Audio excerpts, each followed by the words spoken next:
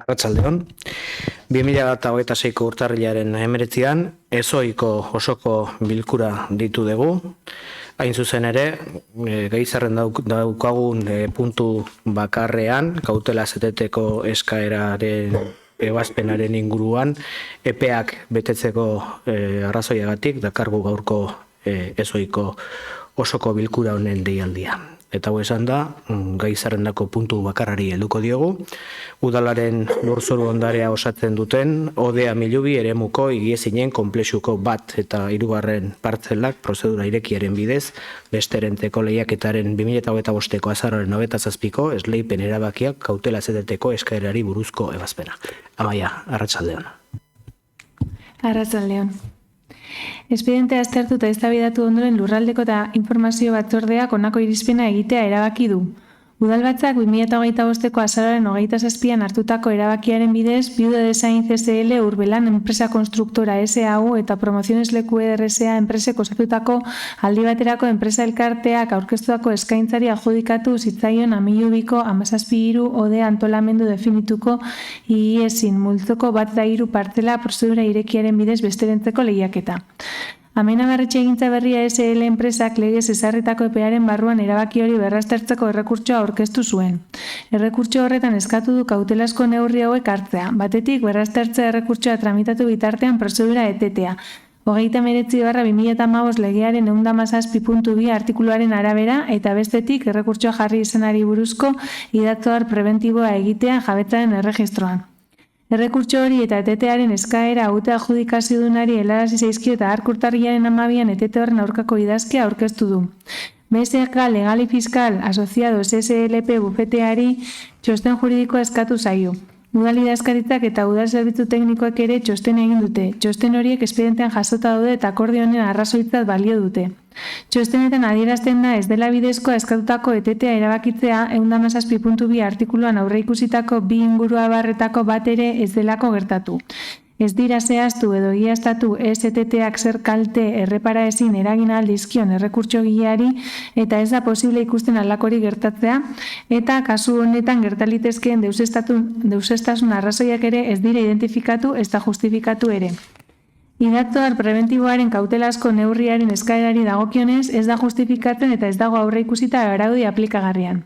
Gainera 117.2 artikuluan aipatzen den hastapenari dagokionez, esan behar da, agerikoa dela eragiketa eteteak eta horren ondoriozko atzerapenak interes publikoari kalte egingo liokeela. Izan ere, alde batetik etxe bizitza libre eta babestuak eraiki eta entregatzeari eragingo lioke, 6/2025 legeak aitortua duen etxe bizitza larrialdiko testu inguru batean, eta bestetik, 2 ekipamendu publiko eraiki eta entregatzeari ere eragingo lioke. Autobus geltokia, Zarauzko udalerriari eta Urola Kosta eskualde osoari zerbitzua emango diona, eta aparkaleku publikoa autobus eta tren geltokiari zerbitzua emango diona. Aurrekoa kontuan izan da, espedientean dagoen dokumentazio ikusita eta Lurralde Batzordeak aldeko irizpena eman ondoren, udalbatzarrak hau batez edo gehiengo zonako hau erabakiko du. Lehena, errekurtsoaren xedeen akordioaren betearazpena behin-behinean eteteko eskaera ukatzea, eta akordioaren eraginkortasun eta betearazpen indarrosoa mantentzea.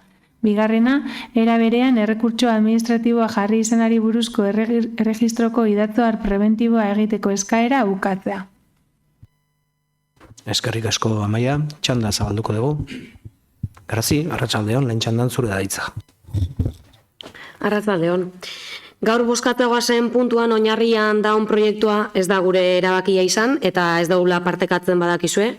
Hasieratik esan deu, Amilubiko lurretan udalan lur publikoak diala eta hau da herritarren lurrak diala eta guk beti defendatu deu lur horretan etxebizitza publikoak inberdiala. Horren ordez, gobernu taldeak enpresa pribatu batei besterentzia onartu zenuten etxebizitza pribatuak iteko eta gu ez gaude ados honekin. Gure jarrera ez da aldatu. Lur publikoa herritarren beharrei erantzuteko erabili behar dela uste deulako. Oain besterentze honekin arazoak daudela dirudi, baina gu enpresen arteko eztabaidatan ez geha sartuko. Guretzat garrantzitsuena da lur publikoak zertako erabiltze dian.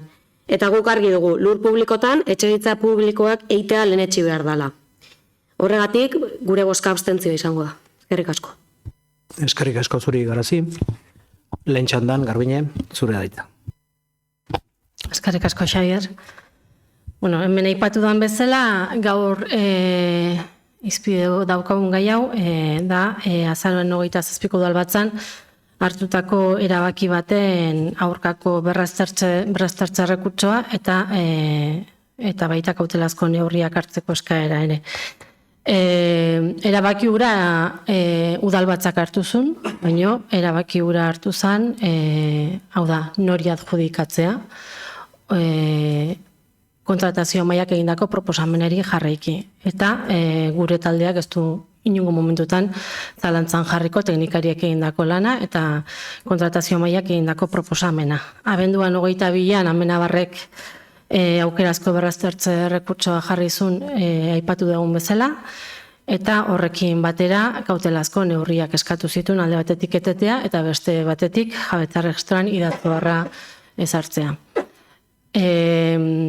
Errekurtsoaren inguruko mamian ez gea sartuko gaur, hori aurrerago egingo degulako, baina gaur aipatu dan bezala, epeak eta horrek dakarrenak horren eraginez, ETT horren inguruan ebazpena eman beharra daukagu. Arrazoiak ETT-ari ezezkoa emateko, ez dira guk udaltalde bezala pentsatzen duguna, baizik eta teknikariek txostenetan jaso dutenan oinarrituta ematen dugun bozka izango da, eta noski, kontratazio mailan hartu zen erabakian teknikarien irizpideak babestu genituen bezala, gaurkoan ere horiek babestuko ditugu.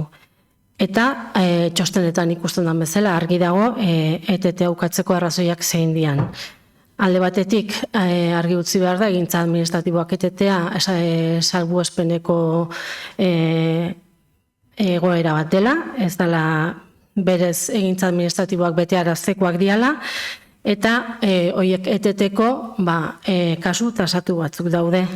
Alde batetik egiaztatu beharko luke errekurtsoa jarri dunak, kalte konponezinak edo konpongaitzak daudela, eta hori txostenetan ikusten dugun bezala ez da egiaztatu, edo beste alde batetik erabateko deuseztasun arrazoiak egiaztatu behar ditu errekurtso jartzaileak eta hori ere ez du egiaztatu. Beste alde batetik eskatzen da erregistroko idatzoarra egitea eta hori ere txostenetan argi dagoen bezala, ez dagokion legerian arabera administrazio errekurtsoen fasean ez dagokio.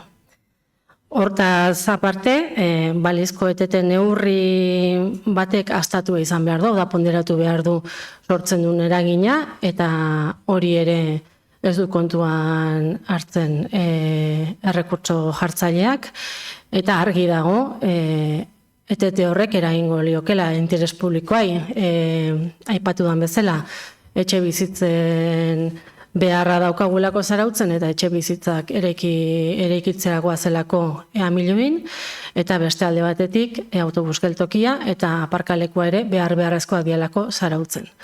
Eta hori ETT-ak kaltea lekarkioke interes publikoari, bai zarautz mailan eta baita bailara mailan. Eta beste alde batetik, ez du Amenabarrek ikusten ere, kauzioa jartzearen beharrik, hau da ez du kuantifikatzen ETT neurri honek sortuko luken kaltea, bai esaten du bere kaltea sortuko liokela ez ETT-ak, baino kontraesan hortan eroitzen da Amenabar, hain zuzen ere berari kalte hori sortuko liokenak antzaen ez beste ez diekelako sortuko.